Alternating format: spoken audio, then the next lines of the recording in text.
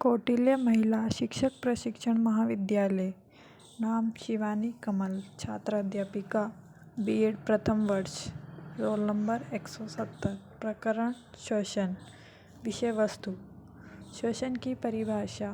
शोषण तंत्र, मानव शोषण तंत्र की संरचना, शोषण की क्रियाविधि, शोषण संबंधी विकार। शोषण की परिभाषा। वह क्रिया जिसमें O2 गैस की उपस्थिति में कार्बोहाइड्रेट का ऑक्सीकरण होने से CO2 जल तथा ऊर्जा मुक्त होती है, उसे शोषण कहते हैं। शोषण दो रूपों में पाया जाता है, जिसे बाह्य शोषण व आंतरिक शोषण कहते हैं। बाह्य शोषण में वातावरण से ऑक्सीजन अंदर आती है और CO2 बाहर निकलती है। इसे सांस लेना या श्वसन क्रिया भी कहते हैं। यह एक भौतिक क्रिया होती है। आंतरिक शोषण में कोशिकाओं द्वारा O2 का उपयोग करके CO2 तथा ऊर्जा उत्पन्न की जाती है। इसे कोशिकीय शोषण भी कहते हैं। यह दो प्रकार का होता है, जिसे ऑक्सी तथा अनोक्सी शोषण भी कहते हैं। शोषण तंत्र। शोषण से संबंधित अंगों से मिलकर बने तंत्र को शोषण तंत्र कहते हैं। इसमें नासा छिद्र, नासा मार्ग, श्वसन नली तथा फुफ्फुस उपस्थित होते हैं। मानव में बाहर की ओर एक जोड़ी नासा छिद्र पाए जाते हैं। यह आगे की ओर नासा मार्ग में खुलते हैं।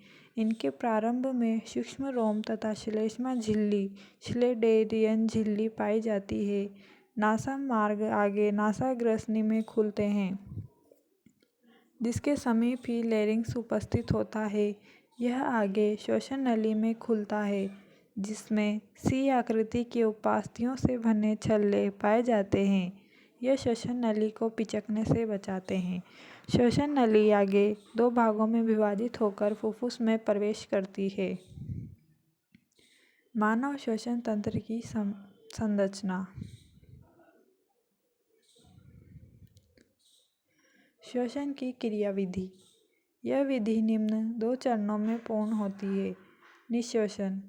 इसमें ऑक्सीजन गैस के प्रवेश करने की क्रिया को निःशोषण कहते हैं। यह सक्रिय अवस्था होती है।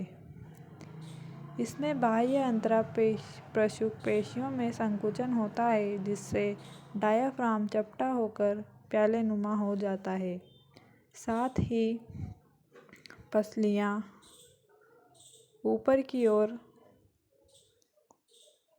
बाहर की ओर खिंच जाती है, जिससे वक्ष गुहा का आयतन बढ़ जाता है तथा यहाँ का वायुदाब घट जाता है, जिससे वायुमंडल की वायु फुफ्फुस में प्रवेश कर जाती है। अंतःश्वसन। इसमें से ऑक्सीजन गैस के बाहर निकलने की प्रक्रिया को अंतःश्वसन कहते हैं। श्वसन संबंधी विकार।